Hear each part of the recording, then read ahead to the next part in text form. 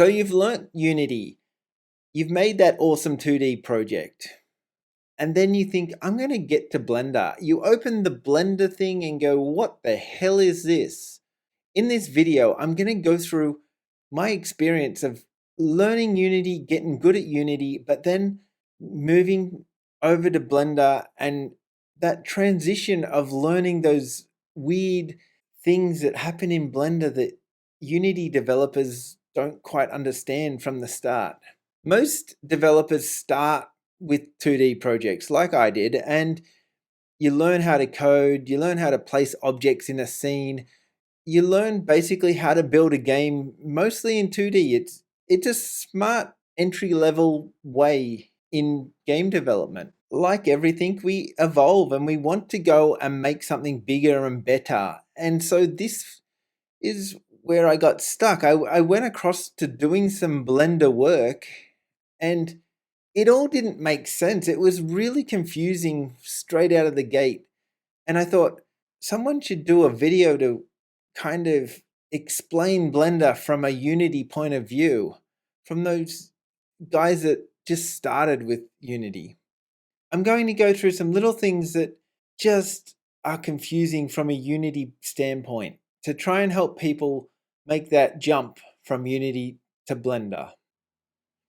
So basically, if you open a new Unity project, you can go through and there's a few different options to where you start.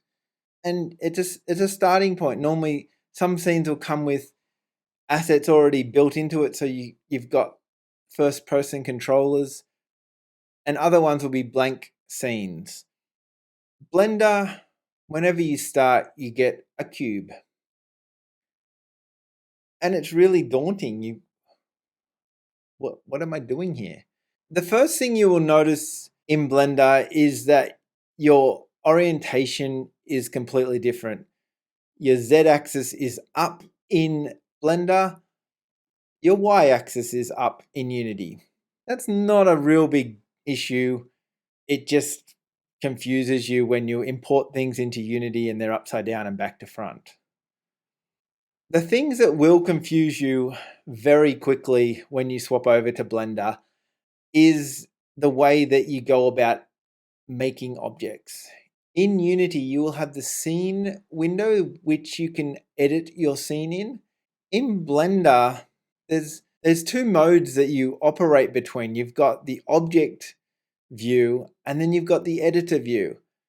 And this had me kind of confused for such a long time because in the object view, you seem to get similar tools, like a watered down version of the tools that you'll get in the editor mode.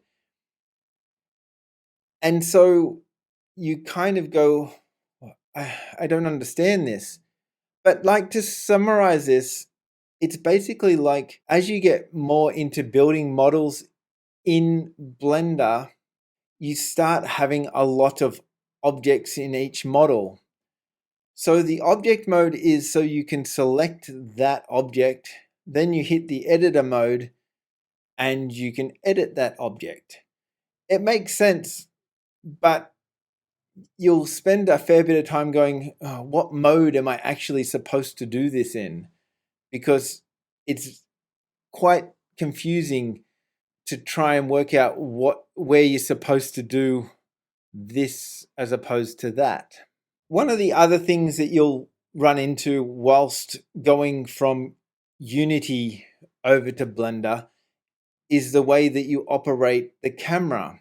In Unity, you are operating a viewport so you can move around the scene to see how you have set up a scene. In Blender, you are controlling the object and you are rotating that around your viewport. And this straight away makes it a little bit confusing. It's coming from Unity to Blender. Also, the buttons are slightly different. You'll be pressing your center mouse button to rotate the camera in Unity. In Blender, you will be holding down your right mouse button to rotate the object. So we're going to keep going through some of these options. And in Unity, if you add an object, you can put an object in the scene. It's pretty simple. You can right click in your hierarchy and make 3D cube. Pretty easy. In Blender, this is where the two different modes come about. So if you're in object mode and you add a cube in, you will get a second cube that is separate to the first cube. If you're in edit mode and you spawn a cube in, what will happen is the cube will become a child of the other object. However, you won't be able to see it in the collection at all. It will be actually just part of the other object. They're just part of that cube. And this is where I was saying before, if you're not aware of what mode you're in, if you're in object mode or edit mode, this gets you really confused pretty quickly of, where did I put that cube? It's pretty easy to not know what is happening there. I feel like that deserves a subscribe. Also, deleting. If you delete an object in Unity, all you do is hit the delete key and the object is gone. Easy. In Blender, you can hit the delete key or the X key. As most of the time you'll have your fingers around the A, S, D, E keys. So the X key is nice to have closer to what you're doing in Blender. But you don't instantly delete the object. You get the choice of what part of that object you delete. If you're deleting part of the object or all of the object. Okay, so in Unity, we parent a lot of objects together so we can get all the objects together that we need in a section. So with these two boxes, if I drag box number 2 on top of box number 1, it will become a child of that object. If I then go and set the object to not being active, both the parent and the child, they'll both be muted in the scene. Pretty simple. This is not the case in Blender. So in Blender, you can select the two objects. Now just note that the object that is yellow is the one that you are doing the action to. And to do that, we can press Control P and select to parent it, or we can go through the menu and parent them. We parent them together.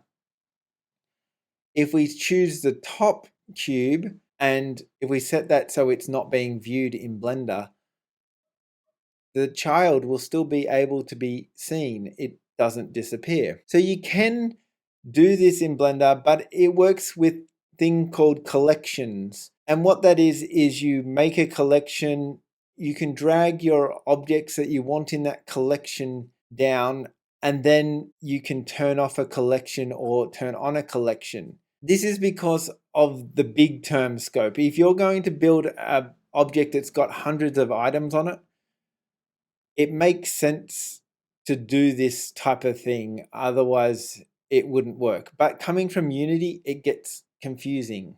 If you've enjoyed this Blender point of view, leave a comment about what I should Blender up next. Thank you for watching.